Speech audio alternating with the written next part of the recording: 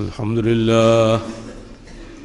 لله رب العالمين الرحمن الرحيم مالك يوم الدين يا أيها الذين آمنوا اتقوا الله حق تقاته ولا تموتن إلا وأنتم مسلمون يا أيها الناس اتقوا ربكم الذي خلقكم من نفس واحدة وخلق منها زوجها وبث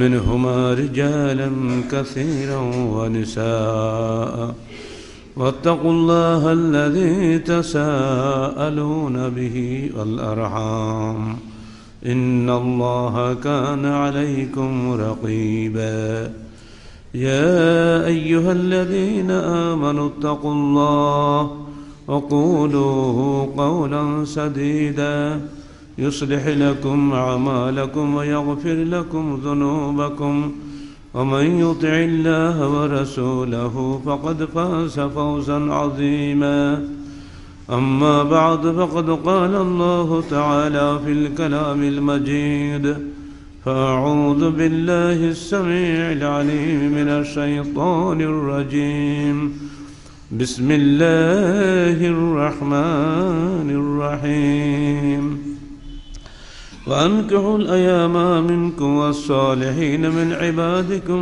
وإمائكم إن يكونوا فقراء يغنهم الله من فضله الله واسع عليم সূরা নূর 32 নম্বর আয়াত। যাবতীয় হামদ ও সানা আল্লাহ রাব্বুল আলামিনের জন্য এবং যাবতীয় দরুদ ও সালাত শেষ নবী মুহাম্মদ রাসূলুল্লাহ সাল্লাল্লাহু আলাইহি ওয়াসাল্লামের জন্য। মানুষের এই জীবনটাকে পরিচালিত করার জন্য আল্লাহ পাক জান্নাত থেকেই পুরুষের সঙ্গে একজন নারী সৃষ্টি করে দিয়েছিলেন এবং নারী পুরুষের মিলনে মানব বংশ বৃদ্ধির একটা সিলসিলা আল্লাহ পাক জারি করে দিয়েছেন। সৃষ্টির এই কৌশল পরিবর্তন করার ক্ষমতা কারো নাই। নারী ও পুরুষের মিলনের মাধ্যমেই জগৎ সংসার এগিয়ে চলে, আর এই বৈধ মিলনকে বলা হয় বিবাহ। আর এই নির্দেশ আল্লাহ পাক দিচ্ছেন আমাদেরকে, আনকিহুল আয়ামা মিনকুম ওয়াস-সালিহিনা মিন ইবাদিকুম ওয়া ইমাইকুম। হে মুসলমান, তোমাদের ছেলে এবং মেয়েদেরকে বিবাহ দিয়ে দাও যারা তাদের মধ্যে সৎ। ওয়াস-সালিহিনা মিন ইবাদিকুম ওয়া ইমাইকুম ইন ইয়াকুনু ফুকারা, যদি ওরা ফকির হয়, অভাবগ্রস্ত হয়, ইউগনিহিমুল্লাহ মিন ফাদলিহি, আল্লাহ তার অনুগ্রহের মাধ্যমে তাদেরকে ধনী করে দিবেন। আল্লাহু ওয়াসিউন আলিম, আল্লাহ প্রশস্ত দাতা এবং সুবিজ্ঞ। এর মধ্যে দিয়ে দুটি বিষয় এসে গেছে। একটা এই যে অভাব দারিদ্র বিবাহের বাধা নয়, বিবাহের জন্য সচ্ছলতা শর্ত নয়, বরং সক্ষমতা শর্ত। قال رسول الله صلى الله عليه وسلم يا معشر الشباب من استطاع منكم الباءة فليتزوج। হে যুবকেরা, তোমাদের যার মধ্যে সক্ষমতা আছে সে যেন বিবাহ করে। فإنه أغض للبصر وأحسن للفرج, কারণ এটা হলো চক্ষু নিম্নকারী এবং তোমার লজ্জাস্থান হেফাজতকারী। বুখারী মুসলিমের হাদিস। এখানে বৈবাহিক শর্ত হলো সক্ষমতা। আজকাল প্রায় পত্রিকা শোনা যায় অনেকের মুখে, আমরা যেহেতু ফতোয়া বিভাগে কাজ করি,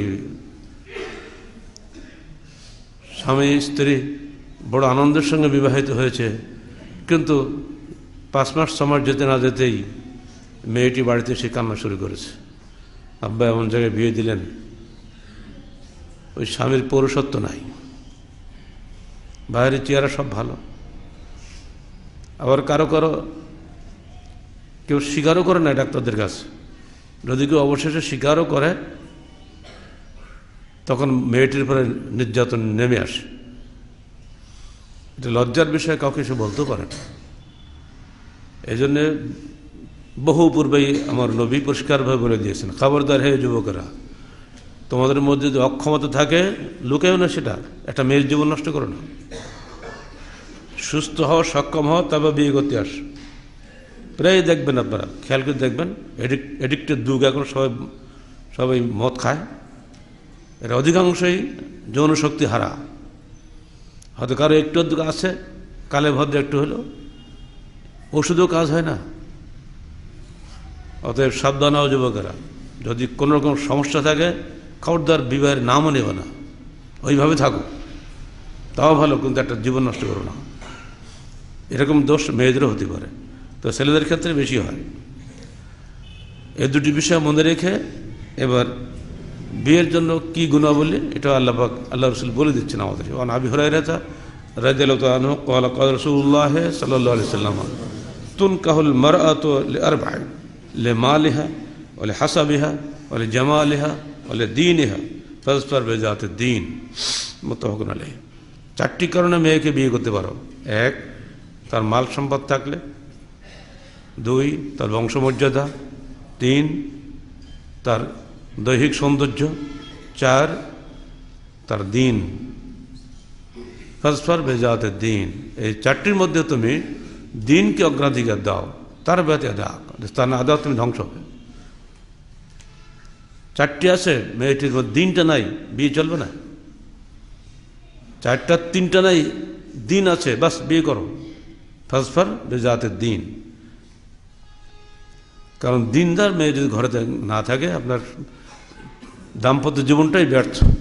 এই জন্যে হাদিসে বলা হয়েছে আল দুনিয়া মাতাউন খায়রুল মাতাউদ দুনিয়া আল মারাতুস সালেহা, সারা দুনিয়াটাই সম্পদ, আর দুনিয়ার শ্রেষ্ঠ সম্পদ হচ্ছে পুণ্যশীলা স্ত্রী। যার ভাগ্যে যার জুটেছে সেই মাত্র সুখী, যার ভাগ্যে জোটে নেই সে অসুখী। যত টাকার ভাষা শুয়ে থাকে না কেন, কোনো দাম নেই। বিয়ে আজকাল হচ্ছে কিভাবে, কোর্টে চলে গেল, কাবিননামা সইটি করা হয়ে গেল, বাড়ি চলে আসলো। কি ব্যাপার, আমরা বিয়ে করে আসলাম, চলবে না। আন আয়েশা রাদিয়াল্লাহু আনহা قال قال رسول الله صلى الله عليه وسلم لا نكاح إلا بولي, বিবাহ নাই ওলি ছাড়া। ওলি তো বুঝতে পারেন সবাই, ওলি বাপ হতে পারে, দাদাও হতে পারে, চাচাও হতে পারে, ভাই হতে পারে, দ্যাট ইজ যাকে অভিভাবক বলেন আপনারা। তো বাপ থাকলে আর কারো চলবে না। ও শাহেদায়ে আদলিন, ন্যায়বান দুজন সাক্ষী। ওমা কানা মিন নিকাহিন গায়রুহা যালিক ফাহুয়া বাতিলুন, এইটা ব্যতীত যে বিবাহ হবে ফাহুয়া বাতিলুন। বাতিল অর্থ তো সব বুঝেন, ওটা বিয়েই না, ওটা বাতিল, চলবেই না। রাওয়াহ ইবনে হিব্বান বিসনাদ হাসান। কোর্ট ম্যারেজের নাম করে যেগুলো হচ্ছে, মেয়ে আর ছেলে মোবাইলে প্রেম করে যেই বিয়ে করে বাড়ি চলে আসলো, বাপ মা কী করবে, বাধ্য মেনে নিল। এটার নাম বিয়ে না, সেরেফ জেনা। এসব বিয়ে চলবে না। আল্লাহ রসুল যাকে বাতিল করে আপনি তাকে সিদ্ধ করার অধিকার রাখেন না। বাপ মা হয়তো বাধ্যে চকুলতার খাতিরে দুনিয়া কি বিভিন্ন কারণে মেনে নিচ্ছে, আল্লাহ কিন্তু সবই দেখছে। ওই বিচারে একদিন ঠকতে হবে আপনাকে, অতএব সাবধান। যত সুন্দরভাবেই আমরা বিয়ে শাদী করি না কেন, মানুষের মধ্যে অনেক সময় দুনিয়াবী বাস্তবতায় বিচ্ছেদ দেখা দেয়। এখানে গিয়েই বিভিন্ন ধর্মে বিভিন্ন বিধান আছে। ইহুদিদের এবং খ্রিস্টানদের ধর্মে বিয়ে একবার হলে তালাক হবে না। শুধুমাত্র স্ত্রীর যদি ব্যভিচার প্রমাণিত হয় তাহলে ছাড়া অন্য কোনো কারণে স্ত্রীর তালাক দেওয়া যাবে না। এটার কঠিন বিষয়, যে বিষয়টা এত কঠিন যে সেই সমাজে এখন জেনা ঢুকে পড়েছে। আপনারা জানেন ইঞ্জিল যেটা চলছে বর্তমান পৃথিবীতে, এটা আসল ইঞ্জিল তো নয়, তৈরি করা ইঞ্জিল। সেখানেও তাদের বইতে তারা লিখে দিচ্ছেন ইঞ্জিল মারকুসের 8 এবং 9 আয়াতে, ইয়াকুনুল ইনসান জাসাদান ওয়াহিদান, বিয়ের মাধ্যমে দুটো মানুষ একটা দেহে পরিণত হল। ইযান লাইসা বাদা ইসনাইন জাসাদুন ওয়া ইল্লা জাসাদুন ওয়াহিদুন, বিয়ের পরে এই দুটি মানুষ একটা দেহে পরিণত হলো। ফাল্লাযী জামাআহুল্লাহ লা ইফাররিকুহু ইনসান, যে দুটি দেহকে আল্লাহ এক করলেন সে দুটি দেহকে মানুষ পৃথক করতে পারে না। এই আয়াতের কারণে খ্রিস্টানদের মধ্যে তালাক নিষিদ্ধ। ইহুদিদেরকেও তাদের ধর্ম একই অবস্থা, তো সেখানে একটু শৈথিল্য আছে, ছোটোখাটো ব্যাপারেই তারা খেপে যায়, কিন্তু তালাক দেয় না, আর একটা বিয়ে করতে পারে। আর খ্রিস্টানদের একটা বিয়ে করার ক্ষমতা নেই। আপনারা জানেন খ্রিস্টানদের যারা পোপ হয়, পাদ্রী হয়, এরা কিন্তু বিয়ে করে না। এই বিষয়টি একেবারে স্বভাব ধর্মের বিরোধী। কারণ মানুষের মধ্যে সমস্যা হতেই পারে। যদি আপনি বিভেদের বা বিচ্ছেদের সুযোগ না রাখেন, সারা জীবন ওই আগুনে পুড়ি মরা অবস্থা ঘটবে। ফলে ওই সমস্ত দেশের বড় বড় প্রেসিডেন্ট পর্যন্ত দেখা যায় দ্বিচারী, তাদের বউদের কোনো চরিত্র নেই। সব পত্রিকা আসে, সত্য মিথ্যা আল্লাহ ভালো জানে। এক একজনের 1, 2, 3, 4, 11 জন পর্যন্ত শুনতে পাই। আর একজন তো সেদিন করলে এখন মাত্র 20 বছর ছোট্ট মেয়েকে করলে।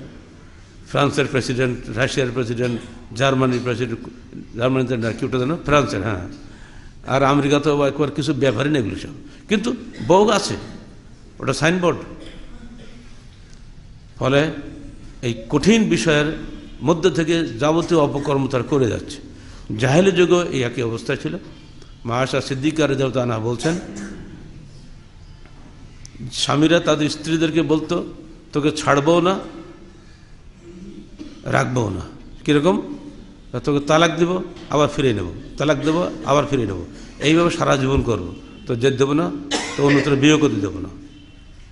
এই অবস্থার প্রেক্ষিতে একজন আনসার মহিলা একজন এসে আল্লাহ রসুলের কাছে তার জীবনের এই দুঃখজনক ঘটনা বর্ণনা করলো। কারণ এগুলো ভিতরে খবর, বাইরে থেকে বুঝতে পারে না। তো বলার পর আল্লাহ রসুল চুপ থাকলেন। উনি কি জবাব দিবেন? জবাব তো আসমান থেকে আসবে, নাজিল হয়ে গেল, আত-তালাকু মাররাতান ফাইমসাকুন বিমা'রুফিন আও তাসরিহুন বিইহসান। শতবার তালাক দেওয়ার ক্ষমতা তোমার নাই হে পুরুষ, তালাক তুমি দিতে পারো মাত্র 2 বার। অতঃপর তুমি হয় তাকে সদ্ব্যবহারের মধ্যে সুন্দরভাবে রাখো, আর নইলে সদাচরণের মাধ্যমে তাকে ছেড়ে দাও। তালাক দাও বলছে না, ইসলাম চায় না যে স্বামী স্ত্রী তালাক হয়ে যাক। 2 বারের বেশি পারবে না, অর্থাৎ তালাকে রাজিই 2 বার। প্রথমবার তালাক দিয়ে 1 মাস ভাবো, দ্বিতীয়বার তালাক দিয়ে 1 মাস চিন্তা ভাবনা করো, কোনো মতে দুজনের সংসার করতে পারো কি না। এই যে 2 মাস সুযোগ তাকে দেওয়া হলো, অত্যন্ত দুর্দর্শী সিদ্ধান্ত ইসলামের। এরপরে যদি সে 3য়-বার তালাক দিয়ে বসে 3য় মাসের শেষ দিকে, প্রথম তোহরে, তখন কিন্তু সে আর নিতে পারবে না। ফাইন তাল্লাকাহা ফালা তাহাল্লু লাহু হাত্তা তানকিহা যাওজান গায়রাহু। যদি সে 3য় তালাক দিয়ে বসে, তখন সে আর ওই স্বামী স্বেচ্ছায় বিয়ে করে স্বেচ্ছায় ফেরত না দেওয়া পর্যন্ত সে আর ফিরে আসতে পারবে না। ইসলামের জন্য একটা বড়, মুসলমানদের জন্য বড় রহমত আল্লাহর এই যে 3য় তালাক দিয়ে বউ চলে গিয়ে অন্যত্র বিবাহ করলেও পুনরায় যদি আবার কখনো ফিরে আসতে চায়, সে সুযোগও আল্লাহ খুলে রেখে দিয়েছেন। পুনরায় সে তার আগের স্বামীর কাছে আসতে পারে। এই সুযোগ কোনো ধর্মে নাই। ইহুদি হোক, নাসারা হোক, হিন্দু হোক, বৌদ্ধ হোক, কোনো ধর্মে বিবাহে তালাক হয়ে গেলে সেই তালাক প্রাপ্ত মহিলা পুনরায় কখনোই আর পূর্ব স্বামীর কাছে আসতে পারে না। এখন ইসলামেই এই সুযোগটা রাখা হয়েছে। কারণ মানুষের মন ঘুরে তো আসতে পারে, সন্তানের মায়া স্নেহ নাইকার, একদিন তার মধ্যে হয়তোবা বিবেক ফিরে আসবে, উভয়ের সম্মত হয়ে আবারও তার বিয়ে হতে পারে। এ সুযোগ আল্লাহ রেখে দিয়েছেন। এই আত-তালাকু মাররাতান, তালাকে রাজি 2 বার, এই বিষয়টি আমাদের সমাজে এখন নাই, এটা হারিয়ে গেছে। তালাকের এই চিন্তা ভাবনা করার সুযোগটা যে ইসলাম দিয়েছিল, কোরআন আমাদের দিয়েছিল, আমরা হারিয়ে ফেলে দিয়েছি। যে কারণে ঢুকে গেছে আমাদের মধ্যে নোংরামি। তালাকের বিষয়টি আল্লাহ পাক সূরা তালাকের একটা আলাদা সূরাই নাযিল করেছে। তার প্রথম এবং দ্বিতীয় আয়াতে সব কিছু বলা হয়ে গেছে। প্রথম আয়াতটা কি?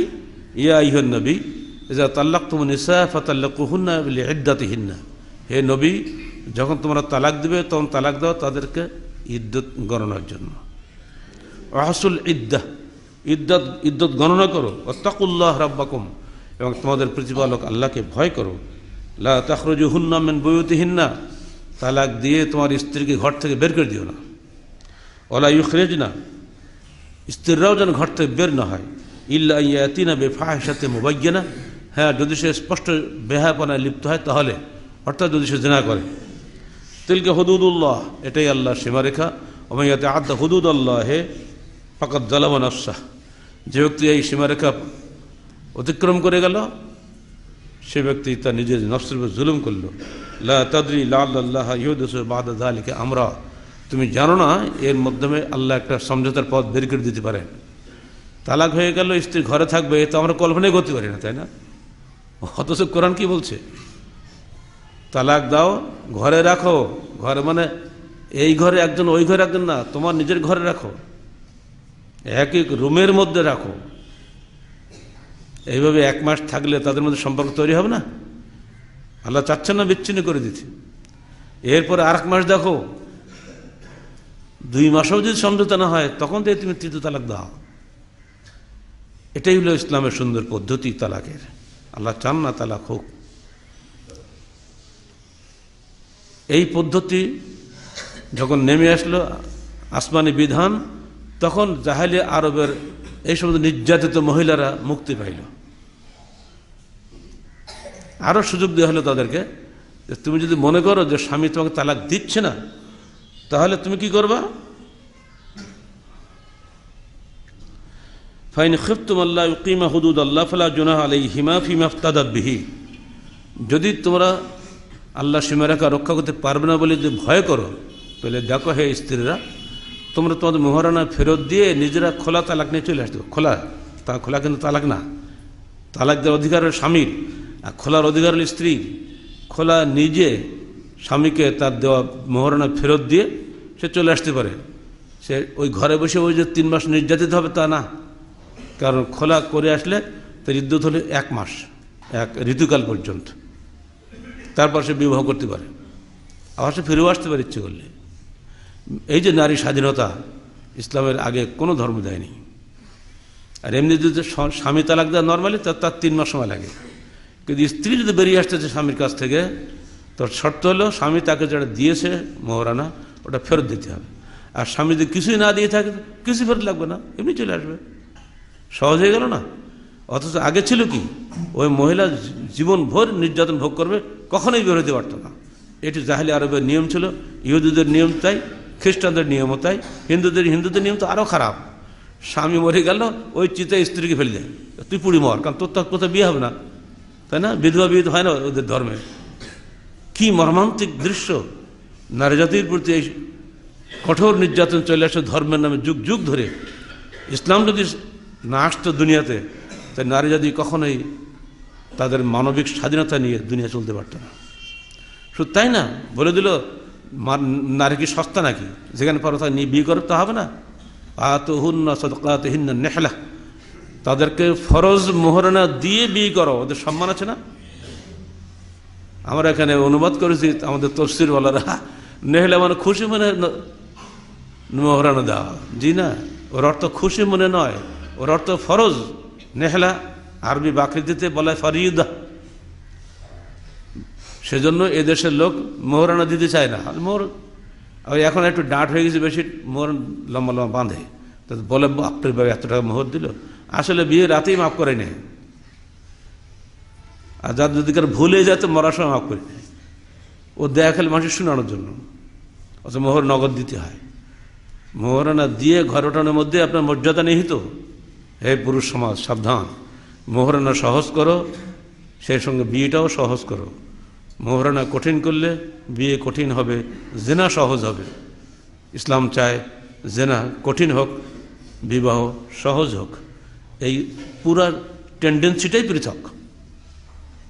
এমনকি আল্লাহ রসুলের সামনে একজন এসে বলছে, আল্লাহ রসুল আমি বিয়ে করবো, তোমার কী আছে? আবার কিচ্ছু নেই, মহা সমস্যা, কিছুই না, তুই ভাত খাস না? তা রুটি তো তোর মদিনায় পাওয়াই যেত না, জব পিটাই পিটাই খাইতো সব। সে বলছে ঠিক আছে, তুমি কোরআন জানো? তাহলে হ্যাঁ তা জানি, তা তুমি বউটাকে কোরআন শিখাবো, যাও, অতি তোমার বিয়ে। এই সস্তা বিবাহ ইসলামের বিধান এগুলা। এর সঙ্গে তাহারিকের আগের সঙ্গে তাহারিক বেঁধে গেছে, আমাদের পাবনা একটা ছেলে এই সুন্নত আমল করেছে, মেয়েটিও নতুন হাইলাইস হয়েছে, ছেলেটাও নতুন হাইলাইস হয়েছে। ফতোয়া চাইলে আমাদেরকে স্যার আমরা ওই সুন্নত আমল করব, আমরা সেরেফ আমি ওই স্ত্রীটাকে কোরআন শিখাবো, তফসিরে কোরআন তফসির আপনারা আছে, আমি ওইটা গেলে ওকে শিখাবো, এর বিনিময়ে বিয়ে করবো, জায়েজ হবে কিনা? তো অসংখ্যবার জায়েজ হচ্ছে, চলো এখন বিয়ে করো গিয়া। বিয়ে বোধ হয়ে গেছে একদিন, মাস দুই বোধ হইল। মানে ইসলাম বিবাহ সহজ হোক, এটা ইসলাম চায়, উল্টো হয়ে গেছে এখন। যাই হোক, তাহলে আপনাকে সুযোগ দিচ্ছে আল্লাহ পাক চার রকম। প্রথম, আপনি এক তালাক দিবেন, দেওয়ার পরে ভাববেন, আর যদি তালাক টোটালি না দেন, 3 মাস চলে গেছে, কোনো সমস্যা নেই, আপনি আবার ওটাকে ফেরত দিতে পারবেন। দ্বিতীয় হলো, আপনি 2টা তালাক দিয়েছেন, কিন্তু এখন ইদ্যত শেষ হয়নি, 3 মাস তো আর 1 মাস বাকি আছে, আপনি একবারে শেষ মুহূর্তে গিয়ে ওকে ফেরত নিলেন, কোনো সমস্যা নেই, নিতে পারেন। কিন্তু 3য় তালাক দেননি, এমনিতেই রয়ে গেছে, ওদিকে ইদ্যত চলে গেছে, তখন আপনি যদি ওকে পুরোটা ফেরত নিতে চান, আপনাকে নতুনভাবে বিবাহ করে তাকে ফেরত নিতে হবে। যেটা পাইতেন 3 মাসের মধ্যে সহজে টের না পেলেও সমস্যা ছিল না, এখন সব মানুষকে জানিয়ে, ঠিক যেমন নতুন বিয়ে করে সাক্ষী টাক্ষী দিয়ে, ওলি সাক্ষী দুজনকে নিয়ে সেইভাবে বিয়ে করে নিয়ে আসতে হবে, নতুন মেহরানা বেঁধে। আর যদি আপনি মনে করেন স্ত্রীকে একসঙ্গে 3 তালাক দিয়ে বসতে গেলেন, এক চোটে, যা তোর 3 তালাক দিয়ে দিলাম, যেটা এখন হচ্ছে, এটা 1 তালাক হবে, এটা তালাক হবে না। কেন হবে না? এটা নিয়ম বিরুদ্ধ তালাক। আব্দুল্লাহ ইবনে ওমর, অর্থাৎ ওমর ফারুকের বড় ছেলে, উনি ওনার স্ত্রীকে ঋতুকালে তালাক দিয়েছিলেন। ঋতুকালে তালাক দেওয়া নিষিদ্ধ, পবিত্র যখন সে হবে তখন তাকে তালাক দিতে হবে। আল্লাহ রসুলের কানে কথা আসলো, উনি সঙ্গে সঙ্গে ওকে ডাকে, তুমি কী করেছ? বলে এইটা করেছে, যাও। বললাম এরাহা সাইয়ান, আল্লাহ রসুল এটাকে তালাক হিসাবে কিছুই গণ্য করলেন না, এটা যাও, কিচ্ছু হয়নি, পবিত্র হোক, তারপর তুমি তালাক দেবো না, ছাড়া হচ্ছে তোমার ব্যাপার, বা তালাকটা দেয়নি, রেখে দিয়ে পরে। কারণ নিয়ম বিরুদ্ধভাবে তালাক দিলে ওটা তালাক হয় না। এ বিষয়ে হাদিসে স্পষ্ট বিধান আছে।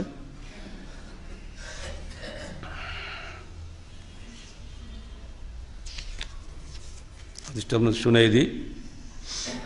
عن ابن عباس قال كان الطلاق على عهد رسول الله صلى الله عليه وسلم وأبي بكر وسنتين من خلافة عمر طلاق 3 واحدة فقال عمر إن الناس قد استعجلوا في أمر كانت لهم فيه أنات فلو أمضيناه عليهم فأمضاه عليهم رواه مسلم। ইবনে আব্বাস বলছেন, রাসূলুল্লাহ সাল্লাল্লাহু আলাইহি সাল্লামের যুগে, আবু বকরের যুগে এবং ওমর ফারুকের খেলাফতের প্রথম 2 বছর 3 তালাক একসঙ্গে দিলে ওয়াহিদাতান মানে কি 1 তালাক হিসেবে গণ্য করা হয়েছে। 1 তালাক গণ্য করা মানে আপনার হাতে আর দূরে থাকছে, আপনি তাকে ফেরত দিতে পারেন। একসঙ্গে কেউ 3 তালাক রাগের মধ্যে দিয়ে যদি বসতো, তাহলে 1 তালাক গণ্য করা হইতো। কার আমলে? আল্লাহ রসুলের আমলে, তারপর আবু বকর আমলে, তারপর ওমরের প্রথম 2, উনি ছিল 10 বছর খলিফা ছিলেন, প্রথম 2 বছর। তা সুন্নত কোনটা হলো? রসুলেরটা সুন্নত হবে না ওমরেরটা সুন্নত হবে? এটা সকলেই বোঝে। এইবার ওমর দেখলেন যে মানুষ তো বদমাই শুরু করে দিয়েছে, এরা খালি তালাক দেওয়ার বাইরে ফেরত নেয়। উনি বলছেন, কানান নাসু কাদ ইস্তাআজালু ফি আমরিন কানাত লাহু আনাত, মানুষ এমন একটা বিষয়ে খুব ব্যস্ততা দেখাচ্ছে যে বিষয়ে তাদের অবকাশ দেওয়া হয়েছিল, অর্থাৎ সে 3 মাস ধরে ভাবনা চিন্তা করবে, তা না করে একসঙ্গে দিচ্ছ। তা ঠিক আছে, এবার যদি এরকম কাজ করে একসঙ্গে 3 তালাক দিয়ে দেয়, আমার মনে হয় এটা জারি করে দেওয়াই ভালো, তাহলে ভয় আর 3 তালাক একসঙ্গে দিবে না। এটা ওনার চিন্তাধারা, তাই করলেন। এটা হলো সাময়িক রাষ্ট্রীয় ফরমান। এটার মাধ্যমে কোরআন হাদিসের চিরন্তন নীতিতেও পরিবর্তন হতে পারে না। কোরআন বলছে আত-তালাক মাররাতান, 2 বার আপনি তালাক দেন। ফাইমসাকুম বিমারুফিন আও তাসরিহুম বিইহসান। জনৈক সাহাবী এসে বলছে, হে আল্লাহ রাসূল, কোরআনে তো 2 তালাক পাই, 3 তালাক তো পাই না। তখন বলা হলো, ওই যে তাসরিহুম বিইহসান, সদাচরণের মাধ্যমে বিদায় করো, ওটাই হলো 3 তালাক, 3য় তালাক। কারণ আল্লাহ পাক তালাক কথাটা বান্দা উচ্চারণ করুক, এটা আল্লাহ পছন্দ করেন না। সেজন্য তাসরিহুন বলা হয়েছে, সদাচরণের মাধ্যমে তাকে বিদায় করো। খুব চমৎকার ভাষা দেখেন, কোরআনের ভাষার মধ্য দিয়েও একটা দারুণ ভদ্রতা শেখানো হয়েছে আমাদের। ওমর এই কাজটি করলেন, এটার উপরে ভিত্তি করে এবার আমরা শুরু করে দিলাম, একসঙ্গে 3 তালাক দিলে তার তালাক হয়ে যাবে। এখন শুরু হলো এর পক্ষে যুক্তি। যুক্তির আর শেষ নেই, কত যে মানুষ যুক্তি জানে। মুসলমান জীবন খুব সহজ সরল জীবন। কোরআন যেটা বলছে, হাদিস যেটা বলছে, এর বাইরে গেলেই কিন্তু আপনি যুক্তির ফাঁদে পড়ে যাবেন। তো না, আপনার যেমন যুক্তি আছে আর একজন ঠিক তেমনি যুক্তি আছে। যুক্তির জঙ্গলে যদি কেউ ঢোকে, সে জীবনে ওখান থেকে বেরোতে পারবে না। যুক্তি দিতে দিতে যান শেষ, কিন্তু যুক্তি শেষ হবে না। সেজন্য মুসলমানের জীবনটা সহজ সরল জীবন। কোরআন আয়াতটা আপনি শুনলেন, হাদিসও শুনলেন, আর এতে কোনো সন্দেহ আছে নাকি আর কিছু? কিন্তু না, আমরা বললাম তাই তো, যখন 3 তালাক দিয়ে দিয়েছে, সে অন্যায় করেছে বটে, তাহলে কাজটা তো হারাম হবে না। 3টা গুলি মারলো, যা 1টা গুলি মারলো, তাই ঠিক না? 1 গুলিতেও মরে, 3 গুলিতেও মরে, মরে তো গেল। 1 কপে কলা গাছ কাটলাম না, 3 কপে কলা গাছ কাটলাম, কেটেই তো গেল। টাকা 300 পকেটে ছিল, 100 টাকা চুরি করে 300 টাকায় পকেটে পড়ে গেছে, তো চলেই তো গেল। এই 3টা যুক্তি বললাম না, 3টা যুক্তি কিন্তু আমার না, উপমহাদেশের শ্রেষ্ঠ 3 জন আলেমের যুক্তি। তাদের নাম শুনলে আপনারা চমকে দেবেন। তাদের বহু ভোটারের মসজিদে আছে, ভোটার সব খেপে যাওয়ার বিরুদ্ধে, তাদের নাম বলা যাবে না, কিন্তু এই যুক্তি কি আপনার ব্রেনে ঢুকবে? কোরআনের এই আয়াতকে লঙ্ঘন করার জন্য আপনি যদি 3টা গুলির উদাহরণ দেন, তা আমি কি 3টা গুলি ধরবো না কোরআন ধরবো? কোরআন যেখানে 3 মাস অবকাশ দিচ্ছে আপনাকে চিন্তা ভাবনা করার, আপনি 3টা গুলি একসঙ্গে দিলে কি আর অবকাশ থাকবে? তো মরি শেষ। 2টোতে এক্সট্রা গুলি, 1 গুলিতে তো শেষ। তাহলে এই সমস্ত যুক্তিতর্ক দিয়ে কোরআন হাদিসকে প্রত্যাখ্যান করার ফলাফল দাঁড়িয়েছে এই জাহেলি আরবে যে নোংরা বিধানটা চালু ছিল, সেটা আমাদের মধ্যে চলে আসছে। কি সেটা? জাহেলি আরবের লোকেরা এমনি করে তালাক দিত, পরে যখন আবার মনটা দুর্বল হয়ে যেত, তখন আবার ওটাকে হিল্লা করার জন্য আর একজন পুরুষই বলতে, তুই 1 রাত আমার বউর সাথে বিয়ে কর, তার পরদিন ফেরত দিস, তাহলে আমার তো হালাল হয়ে যাবে। বদমাইশি না এগুলো? এই করে ওরা এগুলি করতো, তখন ওরা কাফের ছিল। সেইটাই চলে আসছে মুসলমানদের মধ্যে। আল্লাহ রসুল যখন এই কথা শুনলেন যে এগুলো সব করে, তখন তিনি বললেন, দেখো, আন ইবনে মাসউদ রাদিয়াল্লাহু আনহু قال قال رسول الله صلى الله عليه وسلم لعن الله المحلل والمحلل له। আল্লাহ পাক লানত করেছেন যে ব্যক্তি এমনি করে হালাল করে এবং যে পুরুষটার জন্য হালাল করা হয়, এই দুজনকেই আল্লাহ পাক লানত করেছেন এবং আল্লাহ রসুল লানত করেছেন। উকবা ইবনে আমির থেকে যে হাদিসটি আসছে, সেখানে একদিন আল্লাহ রসুল বলছেন, এই তোমরা শোনো, আলা উখবিরুকুম বিত্তাসিল মুস্তাআর, আমি কি তোমাদেরকে ভাড়াটি পাঠা সম্পর্কে খবর দিব? ভাড়াটি ষাঁড় পাল দেয় না, ষাঁড়ে নেই টাকা দিয়ে। বলে সাহাবা একরাম, হে আল্লাহ, সে আবার কি ভাড়াটি ষাঁড় কী করতে হবে? বলে এটা হলো ওই মহল্লেল যে 1 রাতের বরই আসে, পরদিন ছেড়ে দিয়ে পালায়, ওই 1 রাতে ষাঁড়, ওটা ভাড়াটি ষাঁড়।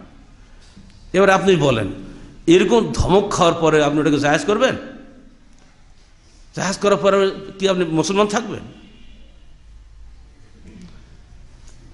আন ইবনে উমর রাদিয়াল্লাহু আনহু قال كنا نعد هذا سفاحا على عهد رسول الله صلى الله عليه وسلم ولا يزال زانيين وإن مكثا 20 سنة।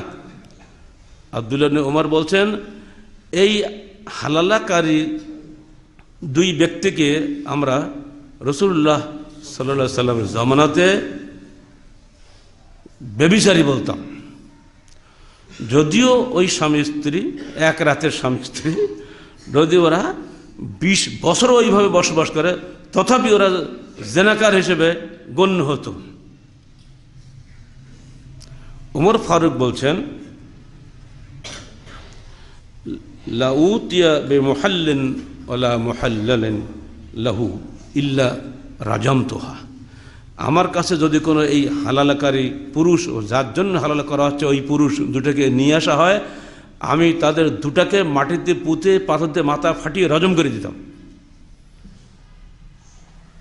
এবার আপনি কোন যুক্তিতে আপনি যুক্তি দিচ্ছেন হ্যাঁ এটা হবে? কেন হবে না? যে দুটা ভাঙ্গা সংসার জোড়া লাগিয়ে দিচ্ছে। অতএব এই ভাঙ্গা সংসার জোড়া লাগিয়ে দেওয়ার কারণে ওরা তো জায়েজ তো হবেই, বাল মাজুরুন, পুরস্কার প্রাপ্ত হবে আখিরাতে। বলে নাউযুবিল্লাহ মিন যালিক। আখিরাতে পুরস্কার প্রাপ্ত হবে তুমি জানলে কেমন করে? তুমি কি আখিরাতে নবী নাকি? ও তো নবী বলবে, তুমি কে? আখিরাতে খবর কি মানুষ বলতে পারবে? সেখানে পুরস্কার পাবে না, তুমি জাহান্নামে যাবে, ও খবর তো নবী বলবে। যে নবী তোমাকে বলে যাচ্ছে তুমি হবে, আল্লাহ তোমাকে লানত করেছে, আর তুমি তাকে বলছো সে পুরস্কার প্রাপ্ত হবে। কোথায় বলছে? আমরা যেসব ফেকা পড়াই, আলিয়া মাদ্রাসায় পড়াই, ইউনিভার্সিটি পড়াই, খারেজি মাদ্রাসায় পড়াই, তার বইটার নাম কি জানেন? কুদুরি। খোলেন কুদুরি, বাড়ি যেয়ে 154 পৃষ্ঠা বের করবেন। আরেকটা পড়াই বড় ক্লাসে হেদায়া, খুলবেন বাড়ি গিয়ে প্রথম খণ্ডে 221 পৃষ্ঠা, পরিষ্কার বলে দিচ্ছে তালাকুল বিদআ আন ইউতাল্লিকাহা সালাসান বিকালিমাতিন ওয়াহিদা আও সালাসান ফি তুহরিন ওয়াহিদিন ফাইজা ফাআলা যালিক ওয়াকাআ আত-তালাক ওয়া বানাত মিনহু ওয়া কানা আসিয়ান। বিদাতি তালাক হলো এই যে 3 তালাক দেবে একসাথে, অথবা 3 তালাক দেবে এক তোহরের মধ্যে। যদি সে এটা করে তালাক হয়ে যাবে। বানাত মিনহু, স্ত্রী পৃথক হয়ে যাবে। ওয়া কানা আসিয়ান, পুরুষ লোকটা গুনাহগার হবে। গুনাহগার হলেও কিন্তু তালাক হয়ে যাবে। ওই যে যুক্তি বললাম যে কলাস কাটি দিলে থাকে না, তাদের যুক্তিটা হচ্ছে এই ধরনের উল্টাপাল্টা যুক্তি। আর অন্য জায়গায় আসছে কানা মাজুরান, ওই যদি কি হালালা করার মাধ্যমে যদি কেউ বন্ধনটা ঐক্যবদ্ধ করে দেয় তাহলে সে পুরস্কার প্রাপ্ত হবে। সেরেফ 2-1 বিদ্বানের এই মযহাবের কারণে ইসলামের এই সুন্দর তালাক বিধান বিনষ্ট হয়ে ধর্মের নামে জেনায় পরিণত হয়ে গেছে। নওগাঁর খবর আপনারা জানেন না?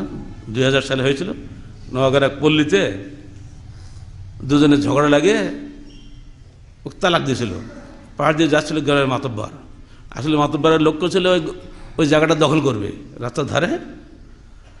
তো সেদিন কিছু বলেনি, 10-15 দিন পরে মাথায় খেলেছে, একটা বুদ্ধিতে পাওয়া গেল, সালিশ মালিশ করে ওদেরকে বাড়ি ছাড়া করে দিয়েছে। এই বিষয়টা সাংবাদিকদের নজরে আসে। তারপর হাইকোর্ট পর্যন্ত গড়া, হাইকোর্ট বলে দিল হিল্লা বিবাহ নিষিদ্ধ, ফতোয়া দেওয়াও নিষিদ্ধ।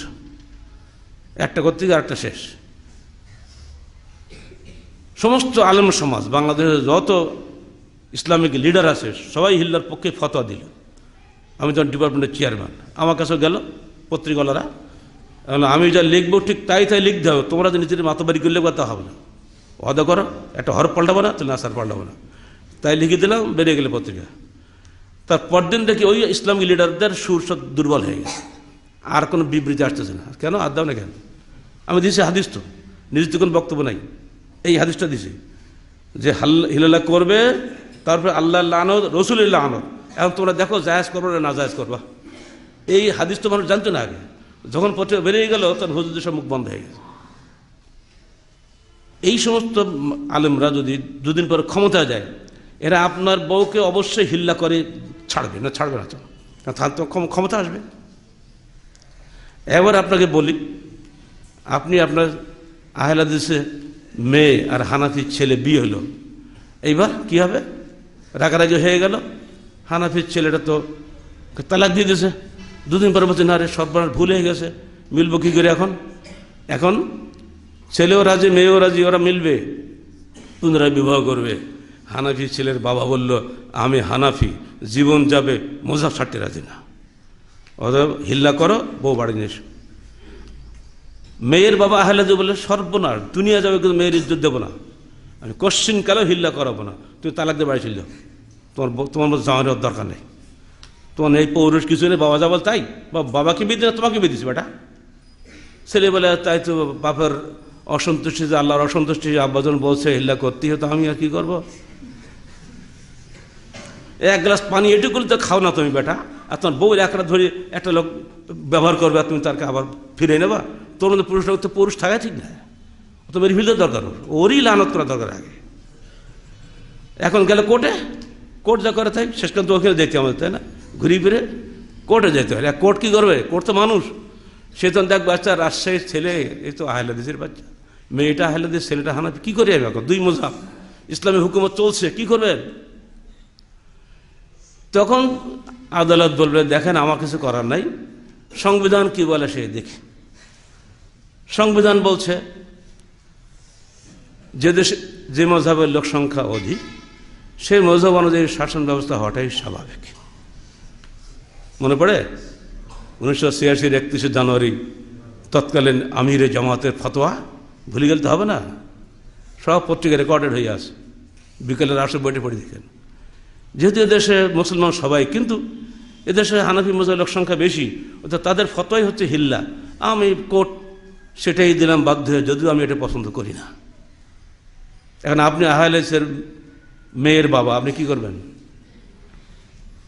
যদি গণতন্ত্রের সংখ্যালঘুর কোনো গুরুত্ব নাই, সংখ্যালঘুরই যা করে তাই, এই তো মেজরিটি মাস্ট বি গ্যারান্টেড, এটা আপনার ধর্ম, এটি আপনার কলেমা, এখানে সংখ্যালঘুর কোনো মূল্য নাই। আহলের সংখ্যালঘু, হানাফি সংখ্যা গুরু, অতএব আপনার মেয়েকে হিল্লা করতে হবে, আপনি কি করবেন? হ্যাঁ, করলে করেন, সমস্যা নেই, কিন্তু আপনার ইহকাল গেল, পরকালও গেল, সারা জীবন আপনার ছেলেরা জানবে আমার মা এক রাতের বেবিচারী মহিলা, সারা দুনিয়া জানবে, আত্মীয় সবাই জানবে যে এই মহিলাটি এক রাতের জেনাকার মহিলা, এই পুরুষ লোকটা এক রাতে ওই মহিলার সঙ্গে জেনা করেছে। কিসের ধর্মের মুখোশ, এগুলো ধর্ম নাকি? কারণটা কি? Every action has a reaction. অ্যাকশনটা কি? একসঙ্গে 3 তালাক দিয়েছে, এটি অ্যাকশন, এটা যে বেদাত, এটা একসঙ্গে 3 তালাক দিলে যদি 1 তালাক হয়, এই যে হাদিসটা আপনাদের শুনালাম, এটা যদি মেনে নিত তাহলে কিন্তু সমস্যা হতো না, সে 3 মাস ওই মধ্যে ফেরত দিয়ে দিবার, তো ইদ্যতের মধ্যে ফেরত নেওয়ার সুযোগ তাকে দেওয়া হচ্ছে না, যে সে একসঙ্গে 3 তালাক দিয়েছে, 3 তালাক হয়ে গেছে। অথচ রাসূলুল্লাহ সাল্লাল্লাহু আলাইহি ওয়াসাল্লামের জামানায়, আবু বকরের জামানায়, উমরের জামানায় এই 3 তালাক একসঙ্গে দিলে 1 তালাক হিসাবেই গণ্য করা হয়তো, কিন্তু আপনি নিজের জ্ঞান খাটিয়ে 1 তালাক না করে 3 তালাক হিসাবে গণ্য করে নিলেন, তার পক্ষে হাজারো যুক্তি দিলেন, কিন্তু হাদিসের পক্ষে একটা যুক্তি আপনার মাথায় আসলো না। অথচ আপনি ইসলামী আন্দোলনের নেতা, ঠিক আপনার ইসলামী আন্দোলন, যে ইসলামী আন্দোলন কোরআন এবং হাদিসের বিরুদ্ধে কথা বলে, ওই ইসলামী আন্দোলনকে আমরা থোড়াই তোয়াক্কা করি। একটা আহলে জিন্দা থেকে কোশ্চেন করলে এই ফতোয়া আমরা মানব না। আপনারা যান না কোর্ট কাছের যা বানান গিয়ে, ওই কোর্ট আমরা আদৌ তোয়াক্কা করি না। কিন্তু মুশকিল হয়েছে এই মেজরিটি, এই মেজরিটি কোশ্চেন করে আমাকে জান্নাতে নেবে না, আমাকে অবশ্যই আমার কোরআন এবং হাদিস মেনেই চলতে হবে, এখানেই আমার জান্নাত, এখানেই আমার জাহান্নাম। এই সংক্ষেপে বিবাহ এবং তালাক দুটারই বিধান আপনাদেরকে বলে দিলাম, মাথায় রাখবেন। বিবাহ করবেন সাবধানে, দিনদার দেখে, সক্ষম পুরুষরা বিয়ে করো, এবং তালাক দেবেন হুঁশিয়ারের সাথে, তালাক দেবেন ইদ্যত গণনার উদ্দেশ্যে। একসঙ্গে 3 তালাক এক বৈঠকে দিলে ওটা 1 তালাক হবে, কোশ্চেন কালেও 3 তালাক নয়। তাহলে লাভ হবেই, আপনি আল্লাহর বিধান অনুযায়ী 3 মাস চিন্তা করার অবকাশ পাবেন। আর যদি একসঙ্গে 3 তালাক দিয়ে বসেন, তাহলে আপনার চিন্তা করার অবকাশ থাকবে না, আপনাকে বাধ্য হয়ে নোংরা পথ বেছে নিতে হবে, হিল্লার পথ। এই হিল্লা ইসলামী প্রথা নয়, এটা জাহেলিয়া আরবের ফেলে আসা প্রথা। কিছু সংখ্যক বিদ্বানের কেয়াসের মাধ্যমে, রায়ের মাধ্যমে, মজহাবি গোড়ামির মাধ্যমে অদ্যাবধি বাংলার জমিনে টিকে আছে, উপমহাদেশে টিকে আছে। এটাকে অবশ্যই বাতিল করা উচিত। কোশ্চিন কালে যেন কোনো মুসলিম মেয়ে বা কোনো পুরুষ অভিভাবক তারা যেন এই হিল্লার ফাঁদে কেউ না পড়ে।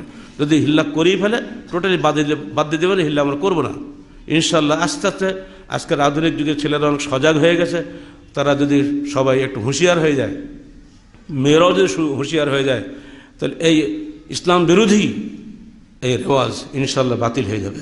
আল্লাহ পাক আমাদেরকে পুরো পবিত্র কোরআন ও সহিহ হাদিসের সার্বভৌম অধিকারকে নিশ্চিত করার তৌফিক দান করুন। আল্লাহ পাক আমাদের সমাজ জীবনটাকে শান্তিময়, সুখময় এবং সমৃদ্ধময় করে উড়ে দিলুন। আমিন। আকুলু কওলি হাযা আস্তাগফিরুল্লাহ লি ওয়া লাকুম ওয়া লিসাইরিল মুসলিমিন।